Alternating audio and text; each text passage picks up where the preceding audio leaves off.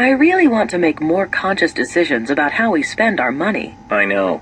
We need to have enough to pay our bills and meet our expenses. And we need to make sure we have enough reserve for unexpected expenses that come up during the year. Sounds like we're talking about creating a budget. You know, we can use the budget planner in Microsoft Money. Right. It walks us through all the steps. This page gives us the rundown. Look, this says that Money can use information from categories and amounts we've already entered. Let's do that then.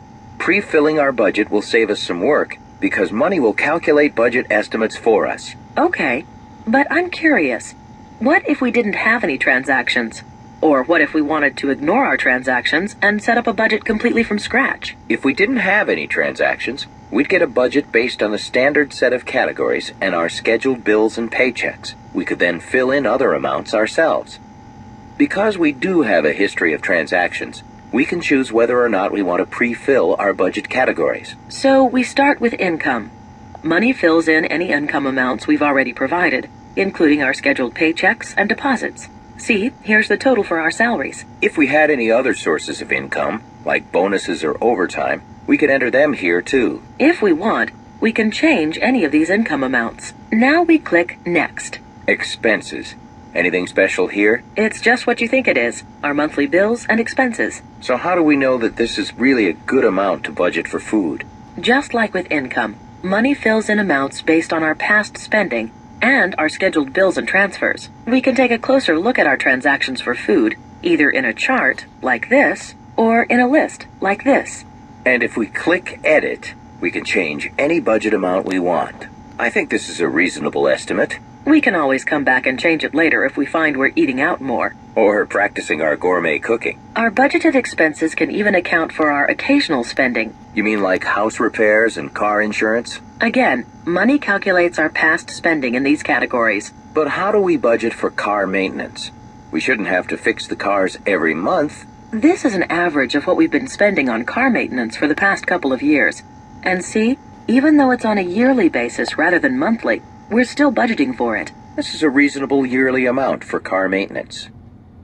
These categories look exactly like the ones we use when entering transactions in our accounts. They are. Look, it even has the custom categories we've set up for ourselves. This must be how the budget and our accounts are linked together. Right. And these broader items are the budget groups set up by Money. I get it. This will help us see spending summaries for these major items in budget charts and reports. Well, this is good news. Our budget works, and we have money left over after expenses. What do you want to do with unbudgeted income?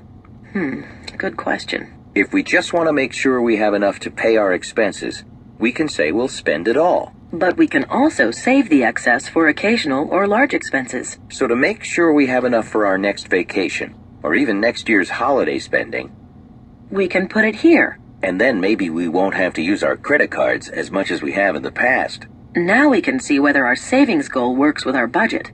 Good, it does. Here's a budget summary and a chart showing the breakdown. Look, our total monthly expenses. That's good to know. And here's our savings goal. What would we do if our budget didn't work?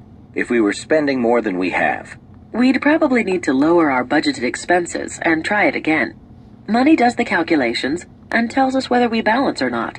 Well, we have a good budget. Now what? Anytime we want to see how we're doing, we can come to this page for a summary. It tells us whether we're within or over budget. What if one month we need to take money from one budget category to use for another? Like when Aaron sprung that school trip on us at the last minute. We can reallocate budgeted expenses between categories. Reallocating keeps us from breaking our budget. And if we need to really revise our budget, we can always go through whatever part of the budget setup process we want. It would be great if we could know in advance when we're reaching our budget limits. We can do that. We can set our spending limits in Money according to our budget amounts. As we enter transactions related to the budget categories, Money shows us one of these spending thermometers. Finally, we know where our money is going, and we'll be able to keep our expenses under control.